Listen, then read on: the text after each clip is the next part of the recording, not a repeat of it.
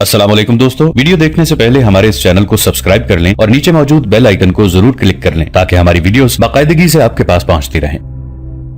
जितना उठा सके उतना ले जाएंगे, एना मैरी ने कहा। मैं यहाँ कुछ नहीं छोड़ूंगा, जिम ने ऐसे लहजे में कहा जैसे उसे अपने आप पर काबू न रहा हो। जितना उठा सके वो तुम्हारे घर छोड़ाएंगे, फिर और लेने आ जाएंगे और सारा माल तुम्हारे घर में दफन कर देंगे। मुसलमान आ गए तो हम इस खजाने की खातिर मुसलमान हो जाएंगे, फिर वो हमारे घर में लूट मार नहीं करेंगे। घर में हम ईसाई बने रहेंगे और अपनी इबादत किया करेंगे। मुझे मजहब के साथ कोई दिलचस्पी नहीं, एना मैरी ने कहा। कोई ईसाई हो या मुसलमान, मेरे लिए सब एक जैसे हैं। तुम एक ढेरी खोदो। खुदाई की जरूरत नहीं थी, मट्टी हटानी थी जो जिम ने बहुत तेजी से हटानी शुरू कर दी। ढेरी फौरन ही खत्म हो गई। कुछ मट्टी और हटाई तो जिम यूं बिदक कर पीछे हट गया जैसे फनदार सांप ने अचानक निकलकर उस पर हमला कर दिया हो। क्या है? एना मैरी ने पूछा। आगे आकर तुम भी देख लो खजाना, जिम ने कहा। एना मैरी के हाथ में मशल थी। वो गड़े के पास गई तो उसकी चीख निकल गई। गड़े में 3 लाशें पड़ी हुई थी। लाशों को देखकर खौफ तो आना ही था, लेकिन उन लाशों के सर उनके साथ नहीं थे। तीनों सर लाशों के सीनों पर पड़े हुए थे। एना मैरी जिम के साथ लग गई। वो कांप रही थी। इनका तो अभी खून भी खुश्क नहीं हुआ, जिम ने कहा। ऐसे लगता है जैसे थोड़ी देर पहले इन्हें कत्ल करके यहां दफन किया गया है। इन्हें क्यों कत्ल किया गया है? एना मैरी ने पूछा। इन्हें मालूम होगा कि यहाँ खजाना दफन है, जिम ने कहा, और ये खजाना निकालने के लिए आए होंगे। यहाँ पादरी अपने आदमी छोड़ गए होंगे, उन्होंने देख लिया होगा। ये भी हो सकता है कि ज्यादा आदमी आए हों और हिस्सादारों की तादाद कम करने के लिए उन्होंने अपने इन 3 साथियों को कत्ल कर दिया हो। फिर तो खजाना गया, एना मैरी ने कहा। हट जाओ, जिम ने कहा। मैं दूसरे गड्ढे से मिट्टी निकालता हूँ। एना मैरी अलग हट गई और जिम दूसरी ढेरी की मिट्टी हटाने लगा। उसकी पीठ तहखाने की सीढ़ियों की तरफ थी। अचानक एक आदमी सीढ़ियों से दौड़ता हुआ उतरा। उसके हाथ में तलवार थी। वो सीधा जिम पर गया। यह खजाना मेरा है, उस आदमी ने कहा, और बेशतर इसके कि जिम सीधा होता, तलवार बर्छी की तरह उसकी पेट में गहरी उतर गई थी। हमलावर तलवार खींचकर बोला, मैं इसीलिए पीछे रह गया था। जिम मिट्टी की ढेरी पर गिर पड़ा। हमलावर ने एना मैरी की तरफ देखा। अब एना मैरी की बारी थी। तलवार अब उसके जिस्म में उतरनी थी। उसने खंजर फ्रॉक के नीचे नेफे में उड़स रखा था। वो खंजर चलाना जानती ही नहीं थी। उसके हाथ में मशल थी जिसका शोला बहुत बड़ा था। उसने बर्छी की तरह मशल हमलावर के मुंह पर मारी। बर्छी की अन्नी होती है, मशल का शोला था जिसने हमलावर के चेहरे की जिल्द के साथ उसकी आंखें जला डाली। उसके हाथ से तलवार गिर पड़ी और उसने दोनों हाथ मुंह पर रख लिए। एना मैरी ने उसे और ज्यादा बेकार करने के लिए एक बार फिर मशल का शोला उसके चेहरे पर मारा। उसके चेहरे पर उसके हाथ जो जले तो चेहरे से हट गए। उसका चेहरा एक बार फिर झुलस गया। उसके पीछे जिम गिरा हुआ तड़प रहा था। हमलावर पीछे हटा तो जिम से ठोकर खाकर पीठ के बल गिरा। जिम मर रहा था। उसके करीब कुदाल पड़ी थी। उसने कुदाल मजबूती से पकड़कर लेटे लेटे हमलावर के सर पर मारी। एना मैरी ने खंजर निकाला और हमलावर के सीने में उतार दिया। निकालकर एक बार फिर खंजर सीने में ही मारा। एनी, जिम ने मरी मरी आवाज में कहा, भाग जाओ, अपने घर में जाकर छुप जाओ। नहीं जिम, एना मैरी ने कहा, मैं तुम्हें छोड़कर नहीं जाऊंगी।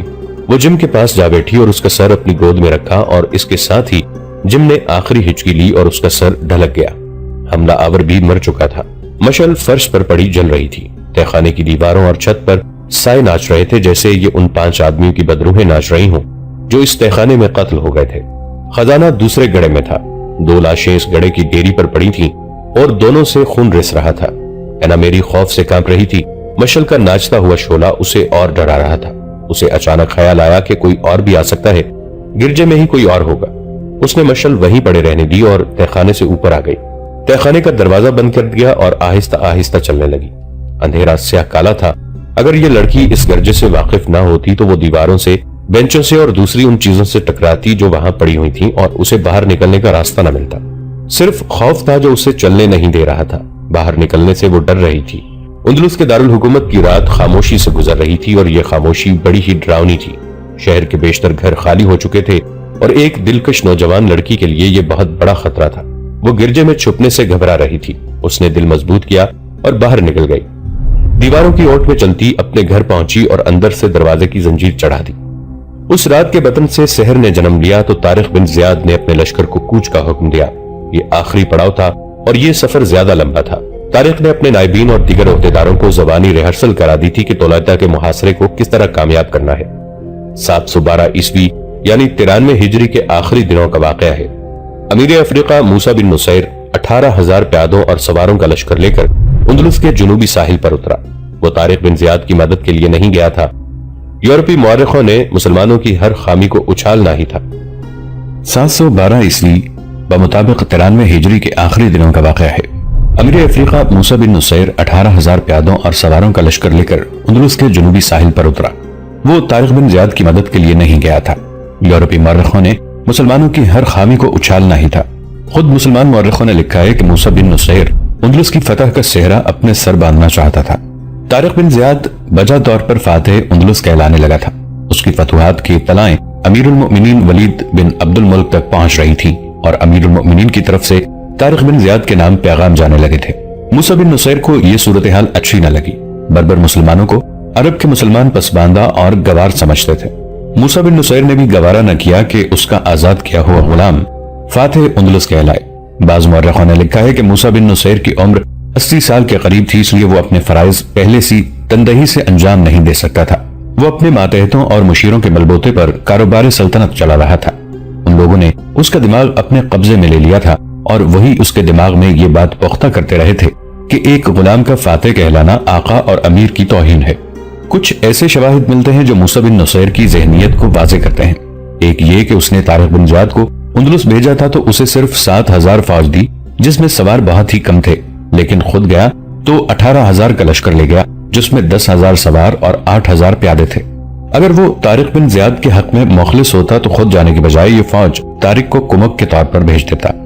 دوسری شہادت یہ ملاحظہ ہو کہ اس نے اپنے 2 بیٹوں عبداللہ اور مروان کو سالار بنا کر اپنے ساتھ رکھا اور اپنے بڑے بیٹے عبدالعزیز کو اپنا قائم مقام امیر افریقہ بنا گیا۔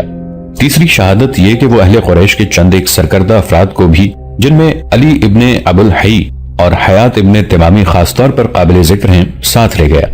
ان میں 2-3 ضعیف العمر صحابہ کرام بھی جو لڑائی میں شامل ہونے کے قابل ہی نہیں تھے۔ ان کے علاوہ وہ چند ایک مرحوم صحابہ کرام کے بیٹوں کو بھی ساتھ لے گیا۔ اس سے اس کا مقصد صرف یہ تھا کہ بربروں پر عربوں کی برتری پیدا کی جائے۔ موسیٰ بن نصیر کی نیت کا اظہار تو اسی سے ہو جاتا ہے کہ وہ 18,000 کا لشکر لے کر اندلس گیا اور اس نے طارق بن زیاد کو اطلاع تک نہ دی کہ وہ اندلس پر اپنی زیر کمان فوج کشی کر رہا ہے۔ اس نے طارق بن زیاد کو یہ حکم نامہ بھیجا تھا کہ وہ جہاں تک پہنچ گیا ہے وہاں سے آگے پیش قدمی روک دے۔ فوجی نقطۂ نگاہ سے دیکھا جائے تو یہ حکم بھی نقصان دہ تھا۔ صرف طارق بن زیاد ہی بہتر طور پر سمجھ سکتا تھا کہ اس کے سامنے صورتحال کیا ہے اور اس کے مطابق اسے کیا کرنا چاہیے۔ اس نے اپنے سالاروں سے مشورہ کیا تھا۔ کسی ایک نے بھی نہیں کہا تھا کہ ایک صورت میں پیش قدمی روک دی جائے جبکہ دشمن کے پاؤں اکھڑ چکے ہیں اور اس کی فوجی طاقت بکھر کر تباہ ہو چکی ہے۔ موسیٰ بن نصیر نے طارق بن زیاد کو 7,000 کی فوج دے کر بھیج دیا تھا اور اس فوج میں صرف بربر تھے جو جنگجو تو ضرور تھے لیکن باقاعدہ جنگ لڑنے کے طور طریقوں سے واقف نہیں تھے۔ ان کے پاس جاسوسی کا کوئی انتظام نہیں تھا جو فوج کا سب سے زیادہ اہم شعبہ ہوتا ہے۔ بربر صرف لڑنا جانتے تھے۔ اس کے مقابلے میں موسیٰ بن نصیر خود گیا تو اپنے ساتھ جاسوسی نظام کے تجربہ کار آدمی ساتھ لے گیا۔ اس سے اس نے یہ فائدہ اٹھایا کہ اسے قبل از وقت پتہ چل گیا تھا کہ آگے کیا ہے اور دشمن کی کیفیت کیا ہے۔ طارق بن زیاد جو مقامات فتح کرتا ہوا آگے بڑھا تھا ان میں 2 مشہور مقامات میدونا، سیدونا اور قرمونا تھے۔ موسیٰ بن نصیر کو اس کے جاسوسوں نے بتایا کہ ان دونوں شہروں میں طارق بن زیاد شہری انتظامیہ کو چلانے کے لیے عیسائی حکام مقرر کر گیا تھا۔ یہ بھی طارق کی ایک مجبوری تھی کہ اس کے پاس انتظامی امور کے لیے آدمی نہیں تھے، اس لیے اسے عیسائی اور یہودی حاکم مقرر کرنے پڑتے تھے۔ موسیٰ بن نصیر کو اطلاع ملی کہ ان دونوں جگہوں پر عیسائیوں نے بغاوت جیسی صورتحال پیدا کر رکھی ہے جو بہت جلد بغاوت بن جائے گی۔ موسیٰ بن نصیر نے اچانک دونوں جگہوں پر یکے بعد دیگرے چڑھائی کر دی۔ یہ تو ہو نہیں سکتا تھا کہ مسلمانوں کی فوج جاتی اور اس کے لیے شہر کے دروازے بند ہو جاتے۔ حکومت تو بہرحال مسلمانوں کی ہی تھی۔ اس طرح موسیٰ بن نصیر نے دونوں شہروں پر اپنا قبضہ مضبوط کر کے عربی حاکم مقرر کر دیے۔ اس کا کارنامہ بس اتنا ہی تھا کہ ان دونوں جگہوں پر اگر بغاوت کی چنگاری سلگ ہی رہی تھی تو موسیٰ بن نصیر نے اسے شعلہ یا دھماکہ بننے سے پہلے ہی سرد کر دیا، لیکن اس سے اس نے دمشق کو اس قسم کی اطلاع بھیجی جیسے یہ مقامات اس نے خود فتح کیا ہوں۔ موسیٰ بن نصیر کی جنگی اہلیت اور قیادت کا امتحان اس وقت سامنے آیا جب اس نے اشبیلیہ کا رخ کیا۔ یہ اندلس کا ایک اور مشہور اور بڑا شہر تھا جسے طارق بن زیاد نے اس لیے نظر انداز کر دیا تھا کہ وہ سب سے پہلے اندلس کی شہرگ یا اندلس کا دل اپنی مٹھی میں لینا چاہتا تھا۔ یہ شہرگ یا دل تولیتا تھا جو اندلس کے بادشاہوں کی گدی تھا۔ اس کے علاوہ طارق کے پیش نظر تولیتا کی یہ کیفیت بھی تھی کہ بادشاہوں کی یہ گدی خالی پڑی تھی اور اندلس میں کسی کی حکومت نہیں تھی۔ طارق غرناطہ اور قرطبہ کو بھی تولیتا جیسے اہم مقامات سمجھتا تھا۔ پروفیسر ڈوزی نے لکھا ہے کہ یہ 3 مقامات ہاتھ آ جانے سے باقی مقامات کی کوئی حیثیت نہیں رہ جاتی تھی، وہاں کی فوج نے از خود ہی ہتھیار ڈال دینے تھے۔ یہ طارق بن زیاد کی جنگی فہم و فراست کا کرشمہ تھا کہ اس نے اعلیٰ تدابیر کو بروئے کار لا کر کم سے کم فوجی طاقت سے زیادہ فائدہ حاصل کر لیا۔ موسیٰ بن نصیر نے اپنے جاسوس پہلے ہی اشبیلیہ بھیج دیے تھے۔ اس کے علاوہ اس نے میدونہ، سیدونہ اور قرمونہ کے سرکردہ لوگوں سے اشبیلیہ کے متعلق احوال و کوائف معلوم کر لیے تھے۔ اس نے اس شہر کا محاصرہ کر لیا۔ اسے توقع تھی کہ اتنی زیادہ فوج سے وہ قلعہ بند شہر کو بہت جلدی فتح کر لے گا، لیکن وہاں کی فوج نے ایسا طریقہ کار اختیار کیا جو ظاہر کرتا تھا کہ اس شہر کو اتنی آسانی سے نہیں لیا جا سکے گا جتنا موسیٰ بن نصیر کو توقع تھی۔ اشبیلیہ والوں نے دفاع کا انداز یہ اختیار کیا کہ الصبح اچانک شہر کے 2 دروازے کھلتے اور گھڑ سوار بند توڑ کر آنے والے سیلاب کی طرح باہر نکلتے اور مسلمانوں پر حملہ بول دیتے۔ وہ جم کر نہیں لڑتے تھے بلکہ تلواریں اور برچیاں چلاتے آگے نکل جاتے اور واپس شہر میں چلے جاتے تھے۔ ان کا کوئی پتہ نہیں چلتا تھا کہ کس وقت وہ کس طرف سے باہر نکلیں گے۔ موسیٰ بن نصیر نے اس صورتحال کا مقابلہ کرنے کی بہت کوشش کی، لیکن محاصرہ طول پکڑتا گیا اور 1 مہینہ گزر گیا۔ موسیٰ بن نصیر تجربہ کار سپہ سالار تھا۔ اس نے کئی قلعے سر کیے تھے۔ وہ خود بھی سپاہیوں کی طرح لڑا تھا، لیکن وہ عمر کے آخری حصے میں پہنچ گیا تھا جہاں اس کا دماغ تو کام کرتا تھا لیکن جسم میں وہ دمخم نہیں رہا تھا جو اسے قلعے کی دیواروں پر بھی چڑھا دیا کرتا تھا۔ عیسائی فوج اس کی فوج کا نقصان کر رہی تھی اور وہ سوچ رہا تھا کہ کیا کرے۔ آخر اس کے دونوں بیٹوں عبداللہ اور مروان نے یہ دلیرانہ اقدام کیا کہ عیسائی گھڑ سوار حملے کے لیے قلعے سے نکلے تو ان دونوں بھائیوں نے اپنے گھڑ سواروں کو دوڑا کر قلعے کی دیوار کے ساتھ کر دیا اور اس طرح عیسائی گھڑ سواروں کی واپسی کا راستہ بند کر دیا۔ مسلمان سواروں کے لیے یہ خطرہ تھا کہ دیوار کے اوپر سے تیر انداز ان پر تیر برساتے تھے۔ اس نقصان کو برداشت کیا گیا اور عیسائی گھڑ سواروں کو گھیر کر ختم کر دیا گیا۔ یہ طریقہ بہت زیادہ خون اور جانوں کی قربانی مانگتا تھا، لیکن اس کے سوا کوئی اور چارہ نہیں تھا۔ ایسے 3-4 مارکے لڑے گئے تو شہر کی فوج کی نفری بہت ہی کم ہو گئی۔ موسیٰ بن نصیر نے سوچ لیا کہ اپنا اور دشمن کا جس قدر خون بہایا جا سکتا ہے بہایا جائے اور یہ شہر فتح کیا جائے۔ 1.5 مہینے کے بعد قلعہ فتح ہو گیا۔ اندلس کا ایک اور بڑا شہر موریدہ تھا۔ بعض مورخوں نے لکھا ہے کہ موریدہ کو طلیطہ سے زیادہ اہمیت حاصل تھی۔ موسیٰ بن نصیر نے اس شہر کی طرف کوچ کیا۔ یہاں مناسب معلوم ہوتا ہے کہ طلیطہ کا ذکر پہلے کیا جائے۔ طارق بن زیاد طلیطہ کی طرف جا رہا تھا۔ وہ اتنا سنجیدہ اور متفکر کسی بھی لڑائی سے پہلے نہیں ہوا تھا جتنا وہ اب تھا۔ اسے طلیطہ کا جو قدرتی اور پھر انسانوں کا بنایا ہوا دفاع بتایا گیا تھا وہ اسے پریشان کر رہا تھا۔